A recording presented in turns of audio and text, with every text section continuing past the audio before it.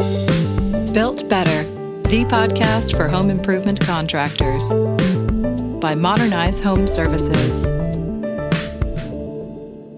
Welcome to Built Better, a podcast by Modernize Home Services, where we explore and highlight trends and topics around contractor marketing. I'm Don Pucci, Director of Account Management here at Modernize and your host. By my side is co-founder of Modernize, Mr. Chris Palatroni. So, Chris, on this episode of the Built Better podcast, we're going to dive deeper into the aging in place segment. We're going to feature a leader in the medical alert and home services industry, Medical Guardian, Matt Guerrieri, CMO of Medical Guardian and Philadelphia Business Journal 40 under 40 nominee. He's going to expand on how you should think about personas differently, how to build visual stories for them, the ability to pivot your company strategy based on new technology, and ensuring you stay true to your mission through the times. Medical Guardian is a leader in connected care, revolutionizing how older adults age in place through innovative medical alert systems.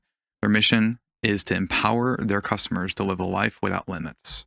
Whether they're looking for an in-home system, mobile device, or a wearable medical alert smartwatch, Medical Guardian has the product that will fit their lifestyle and needs. So, Matt, thank you for being here. I really appreciate you taking the time out for us. Yeah, thanks, Dom. I appreciate it. It's great to be here. Yeah, absolutely. So you're based up there in Philadelphia. That's correct. You're 40 under 40 nominee. Looking at your LinkedIn, I can see why. You started off, 7 or 8 years ago at Medical Guardian. I actually started at Modernize about 7 years ago. I did not rise as quickly as you rose, so I'm just gonna try to learn as much as I can from you. But can you tell me a little bit about kind of how that materialized for you? It's been 8 wonderful years. Yeah, I started off as a marketing manager at Medical Guardian, handling paid search accounts, and I've always been the type of person who's been a sponge and a chameleon. So just trying to learn as much as I can. Had a wonderful leader in Jeff Gross. He's a humanitarian. He's a person who cares about people first and has taught me a lot about how building a foundation of a great culture can build upon itself so quickly. We've been named Inc. 5000, I think it's 8 years in a row now. And it's mainly because he's built this culture of people caring about each other, collaborating. And when you're in a startup type of business, there's a lot of stress. It's a lot of hard work and it's draining. But when you have that type of culture that supports each other and helps each other grow, it just makes coming to work every day fun, exciting, thrilling, and you learn something new from each other. So it's been a great 8 years for sure. Well, that's great to hear. Yeah, we're very similar in that respect. So I've gotten kind of the same. Chris has been a mentor to me. I don't get too big of a head about it, Chris, but yeah, he's been there for me. We've worked pretty hand in hand with some of our largest relationships, and so through those things, you kind of learn what people are made of, and yeah, it's just wonderful to have those types of folks around you. Absolutely, couldn't ask for more. Yeah. So why don't we kick this thing off here? We only have limited time to do these, so let's talk a little bit about the Medical Guardian mission. So how you're kind of translating that to your customers. So I just want to really understand, kind of what you all are made of, and just tell our listeners here really what your mission is. Yeah, and this started around 2017. Is really what we said. Is we took a look at the industry and saw what it was and thought very hard about what we wanted it to be. When we started in 2017, it was one that still depicted, older adults, women on the floor, helpless, unable to get assistance, crying in fear. And while that is important to paint a picture that this is something that is urgent and needed, we didn't feel that was the message that was going to get people excited about having something like this to be able to live their life longer. It was more reactive to, I had a fall and now I definitely need to have something that's going to keep me protected. And so we, in 2017, started a brand evolution. And what that consisted of was really starting to take a look back and say, what do these people want? How do they want to be depicted as you age and you've experienced these different stages of your life, which are varied? I mean, we're all 30 to 40 here, but as you start to get older, things change very quickly. And so we wanted to paint this picture of living a life without limits, of being able to go do the things you love, be vibrant, go on a jog, garden outside, hang out with your friends, continue to do those things you love, live in your home for as long as possible, because most people live there for 30 or 40 years and want to stay there. And so for us, it was about making them feel comfortable wearing this device, and it wasn't going to define them. It was only going to help them live a more successful life. And so, branding images, more lifestyle images of people being active, younger looking, just so that it paints a picture that you don't have to be 1 foot in the grave in order to get devices like these, that we're getting smaller devices that are more discreet, smartwatches you mentioned at the beginning, that are able to blend very much so in with the environment. So really, it's just about knowing that protection's there and kind of being blind to the fact that, I'm not wearing a medical alert system. I'm really wearing something that's going to help keep me protected. And from there, we just kind of took off, right? I am one who has always been design minded. My mom is an interior designer. My grandpa taught me how to draw at a very young age, holding my hand and drawing a Mickey Mouse with my hand. And ever since then, I've just been a visual person and love storytelling. So to me, it was a no-brainer to bring heavy UX leads, designers, content writers, people who really knew how to tell that story the right way and can bring that brand vision to life. And I hope that when people visit our site and they take a look at the other competitors, some still using the images of people on the floor, helpless, they can see the difference between what we're trying to do. We're trying to create a lifestyle brand and a future vision for aging. And we're proud of that. Hey, Matt, I don't want to digress too much into the tech yet and maybe the future vision, but maybe you can help the audience understand, like, the way you talked about that. I think I'm probably pretty traditional, and the image that comes to my mind when I think of medical guardian, I'm like, to your point, feel healthy. I'm like, that's not for me, right? That's for them. And so it felt like the way you were describing that is, hey, this product and the services we offer are not just for people that are more senior or maybe they have health issues.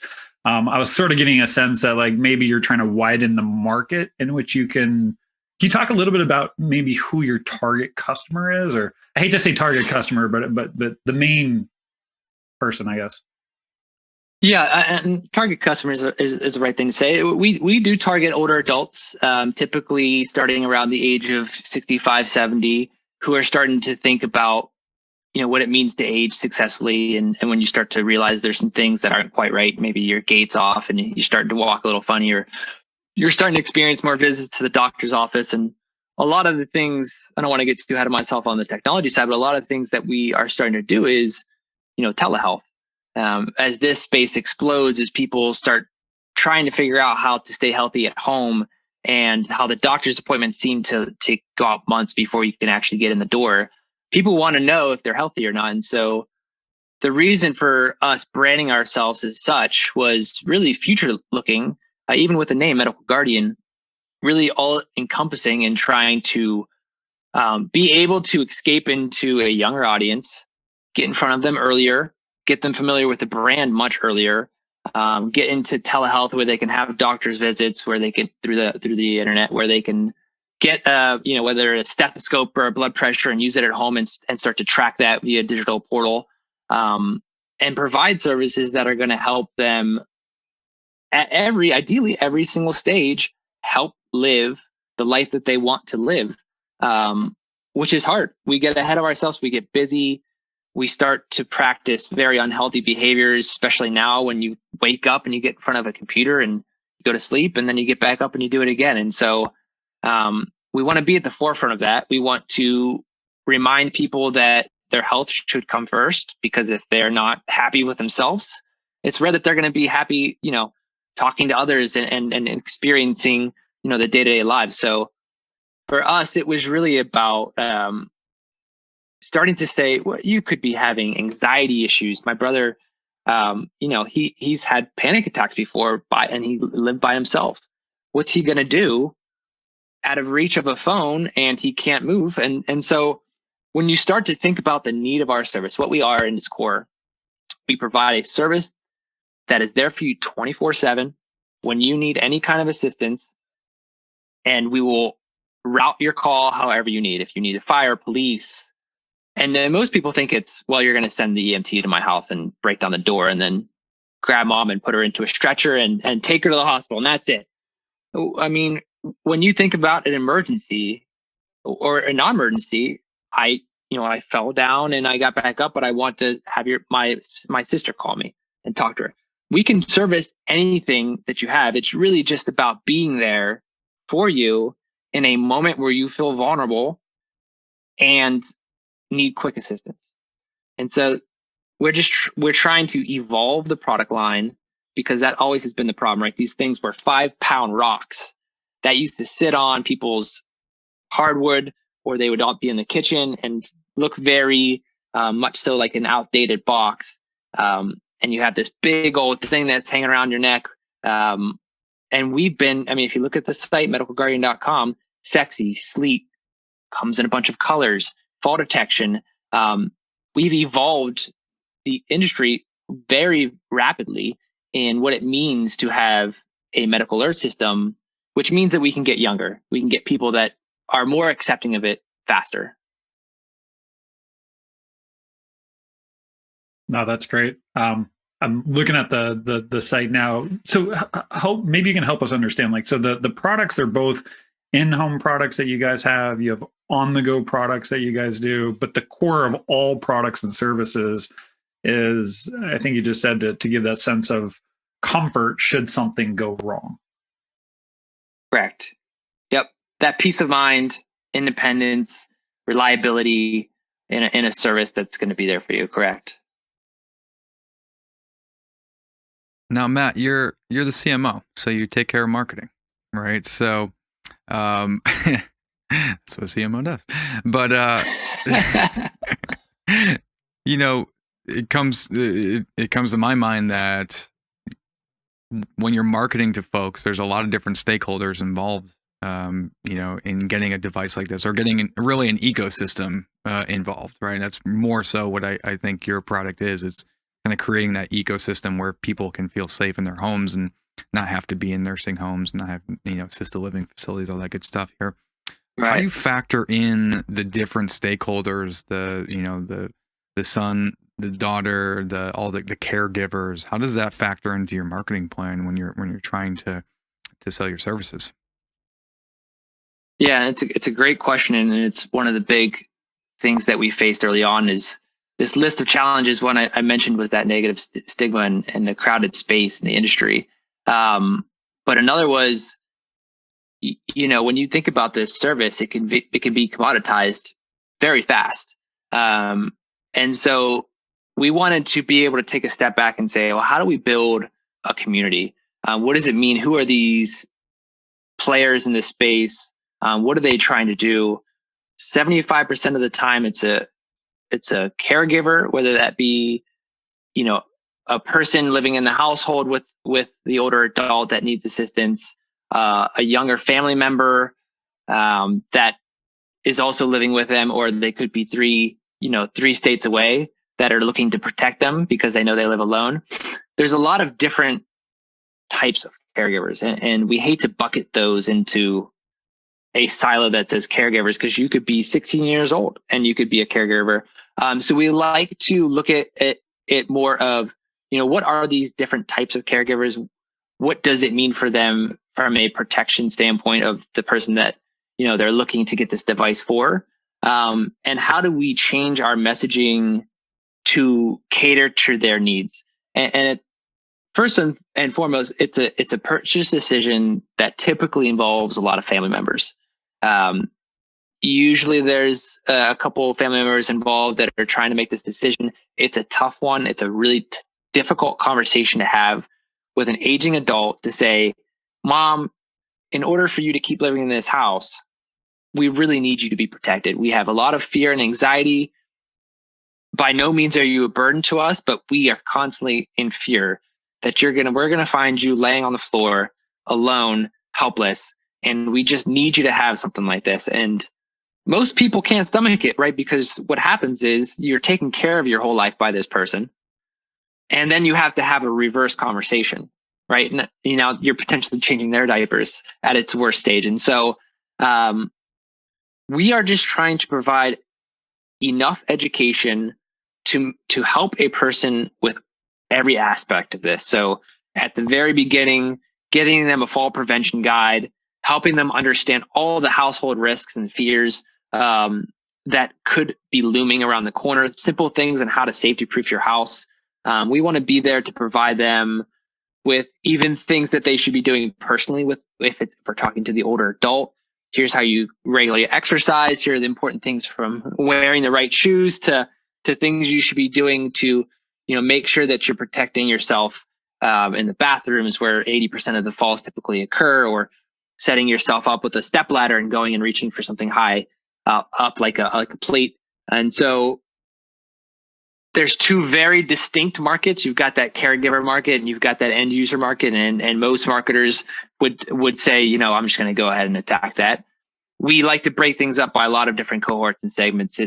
It's what has allowed us to identify those people who are raising their hands, who have a very different story and have been able to cultivate one in which resonates well with them and helps them feel like not only from when they purchase it, that this product and service is right for them, but from a continual nurturing standpoint, that this was the right choice and that this is a service and a product that continues to help them have that peace of mind that they originally were looking for.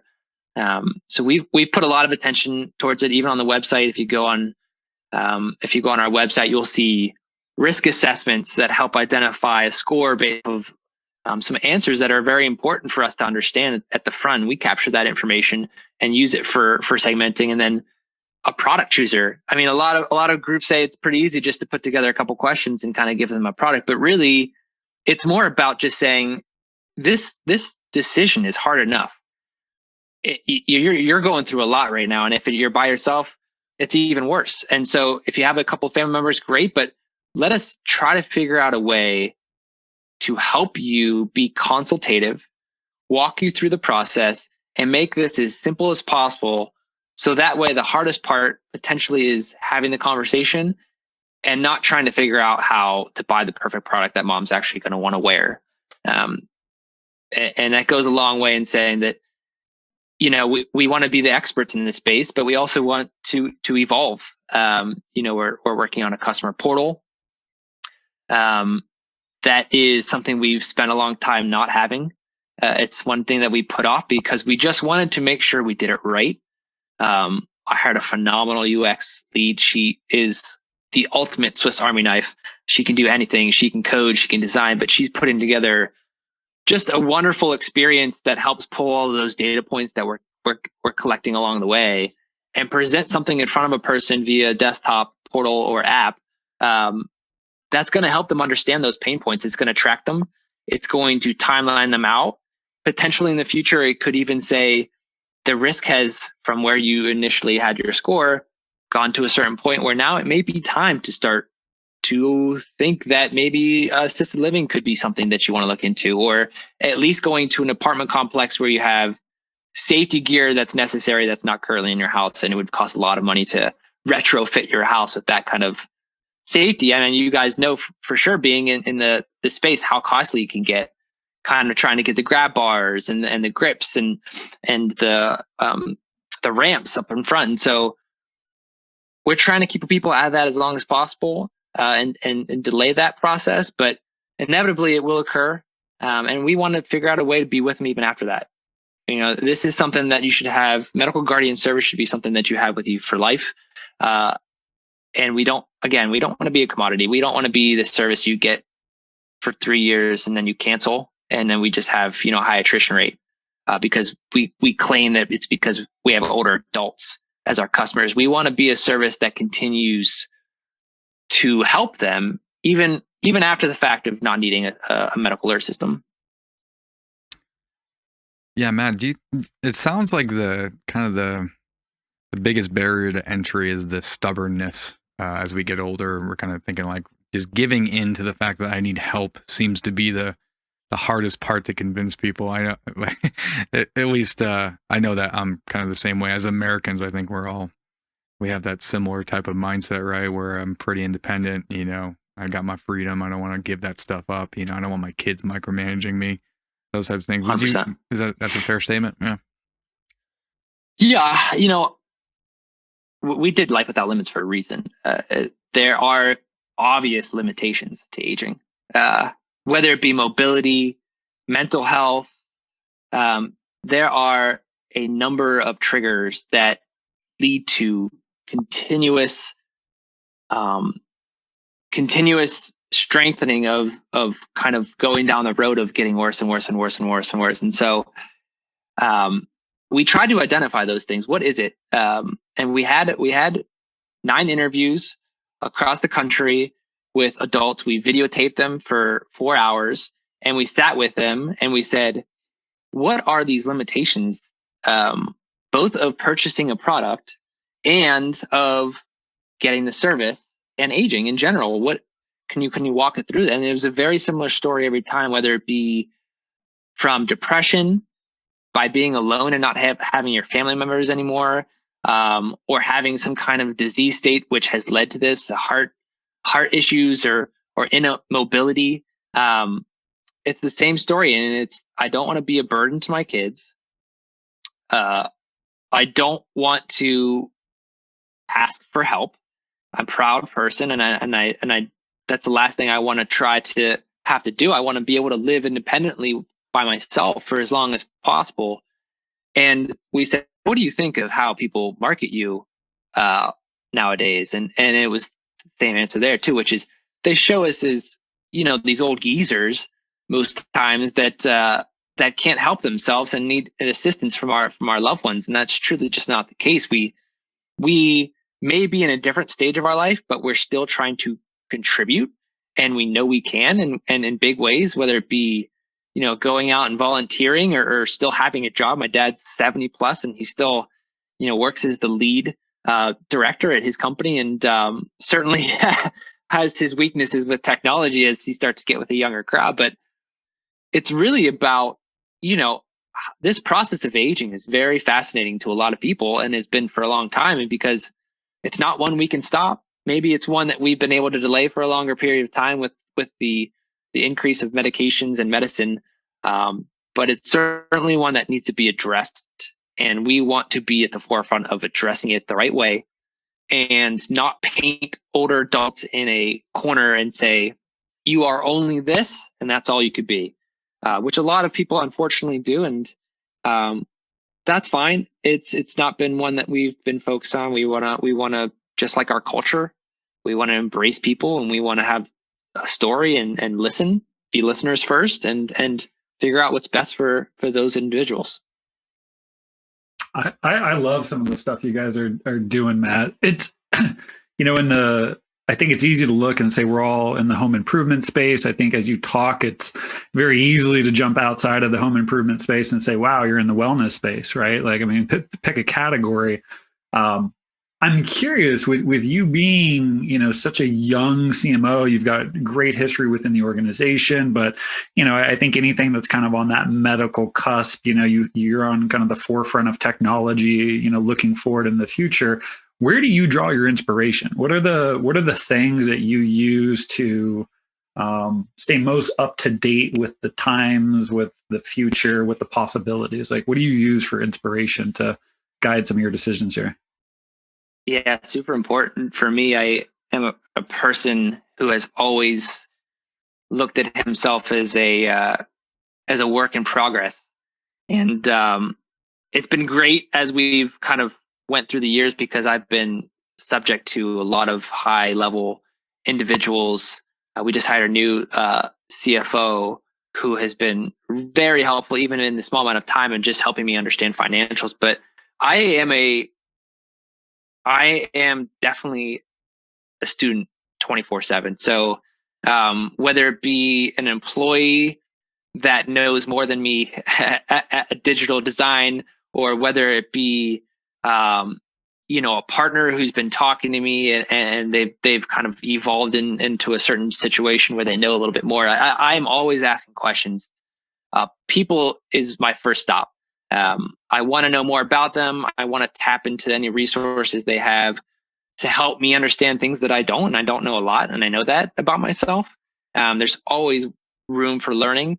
And then second is books. I read at the bookshelf behind me. You guys can't see it on this podcast, but just digesting anything I can. And it's not like business books all the time, right? It's my CTO graduated from Northwestern with his MBA, and he recommended that I read a design system book.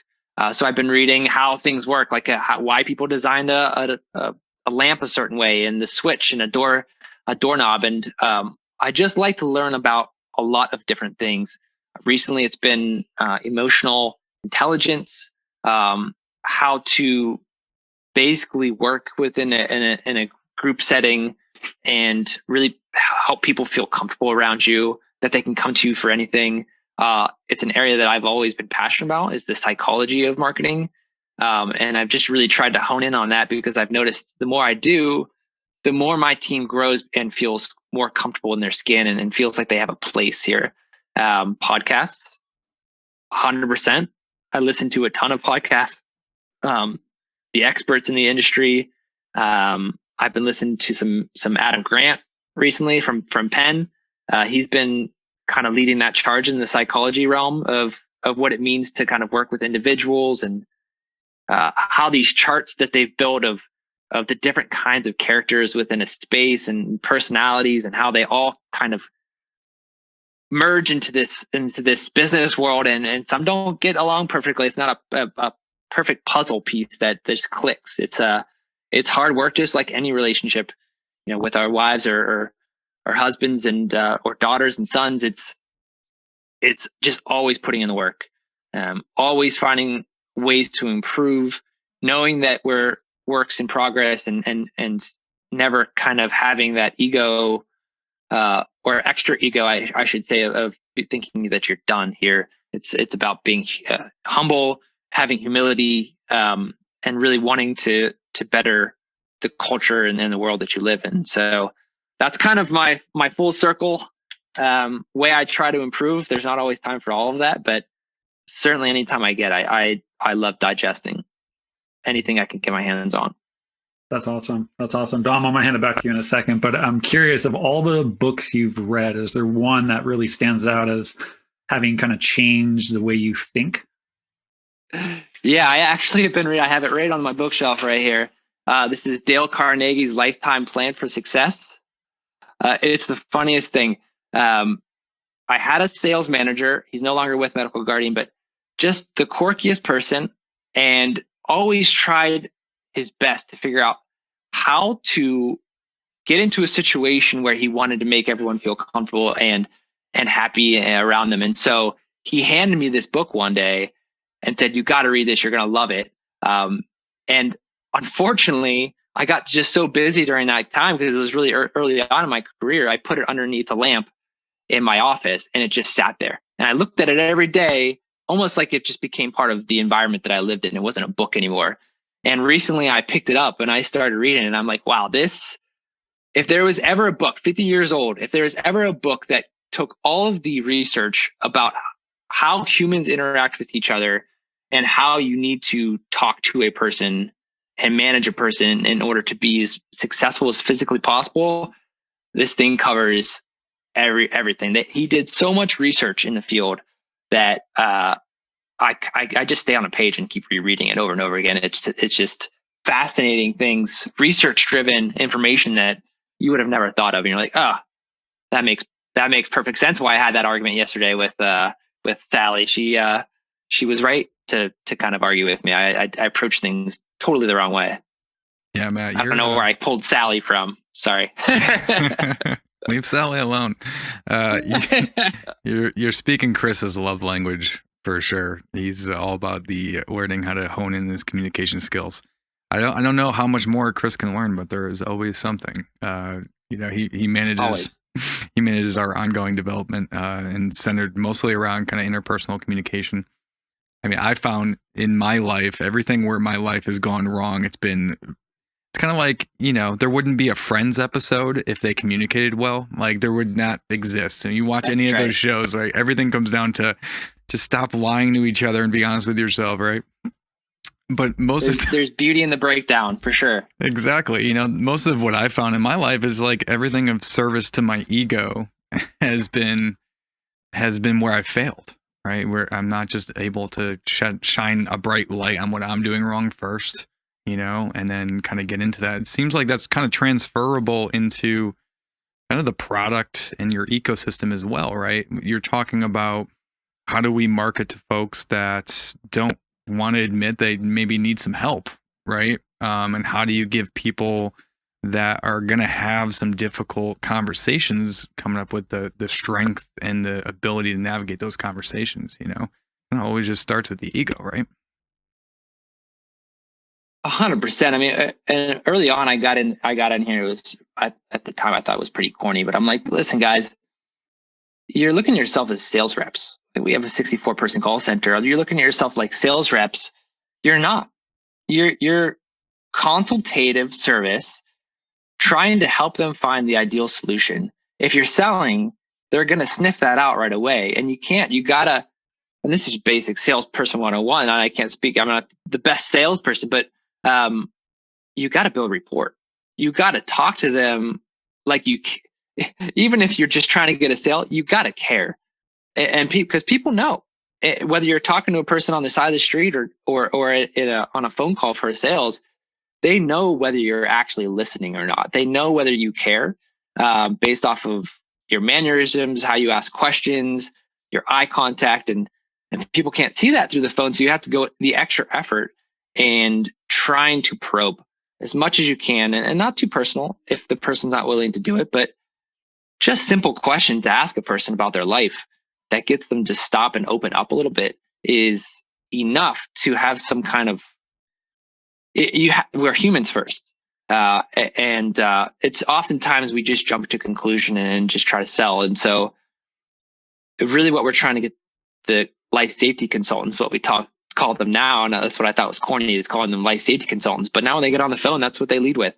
And it may sound corny, but when you get that mentality that you're here to protect this person's life, that if you don't do the job of explaining and asking questions about their life and getting the perfect solution to them, you are going to have that person go home at the end of the day and be unprotected because you didn't give them the quality and time of day to just listen. And so it resonates extremely high with what we do on a day-to-day basis, for sure.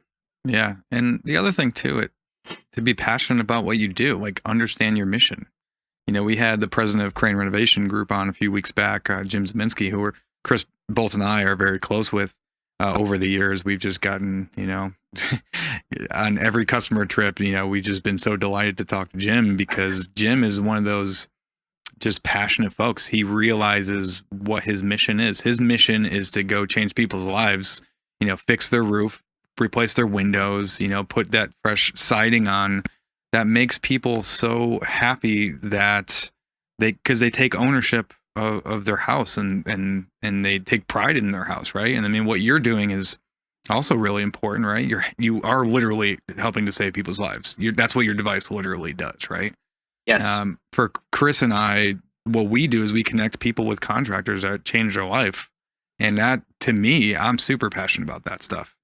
Like I'm a homeowner myself, and I know that dealing with contractors can be a bit of a challenge here, and to have an easier conversation to guide those conversations, get all the resources, and that's what I'm passionate about, right? It's so relevant for me. We actually just bought a new house, and today, before I got on this call, I was doing home inspection. Yeah, we were at the home inspector, and my brother's had a lot of problems with his house. They found rodents and the termites in his house even after the inspection, and it broke apart. And I was just kind of wanting to hope that I didn't go through that experience. And the gentleman that did and serviced the inspection today, I mean, as thorough as you could be as a person in your job and love it, as much as he did. You could feel it. You like the way he talked about fixing a light fixture, or how a plug should work, or everything was just oozing passion. He just loved it. You could tell that he was born to do this. He was talking about how he's in kindergarten and drawing pictures of studs and wood pieces and planks and how they fit together. And some people are just born for that kind of stuff, especially when you talk about working with your hands and how empowering that can kind of be and passionate that can be. And I've never been that type of person, so I've always looked to contract work to try to find it. And I know the pain of finding the wrong person who is just in it for the wrong reasons and flip something real quick, and you have something like a leaky roof that really ruins that feeling you have of your home being a secure place where you're protected, like our devices, where you're protected and supposed to be safe, and it turns into a place where you don't trust anymore. You wake up in the middle of the night in fear, and I think it's a very similar service. Honestly, it feels disconnected in a lot of ways. If you say home, a home building service, a home improvement service, and a medical alert system service, but I don't think so by any means. I think we're selling the exact same thing. Yeah, there's this concept in business called adjacencies. I mean, that's essentially what that is. Yep. You do help kind of fuel the industry in a sense. So like if you are a home accessibility contractor, it's the average job there's like $12,000, right? But if somebody cannot actually have that type of device that's going to allow them that actual added layer of stability and safety, then you're not getting that job because that job is going to the nursing home. So there's those adjacent services that really work together in the ecosystem. And I think that's also why we're talking, is because while it's not a one-to-one match, it's definitely an adjacent industry that fuels the ecosystem. And I think it's important for us to look to those things too, because it's just like having a pro home improvement company, but if you don't have financing, then you're not going to actually get people to buy your services, because 80% of people need financing when they come and do a home improvement project, right?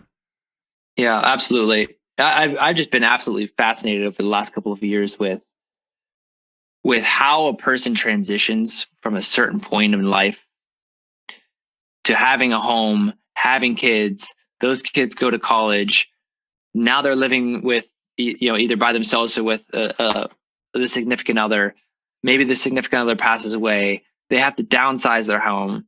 Now they have to move to a smaller place. Now they have to start thinking about safety equipment, how expensive that could be, and how that process can be so tedious. And then, at a certain point, I don't want to say it's giving up, but just feeling like you have to give up and say, I need to be taken care of now, and go into a facility. And it's just fascinating process to me to say, like, there's not really a choice here. It's going to happen to all of us. We're all going to get that old. We're all going to age.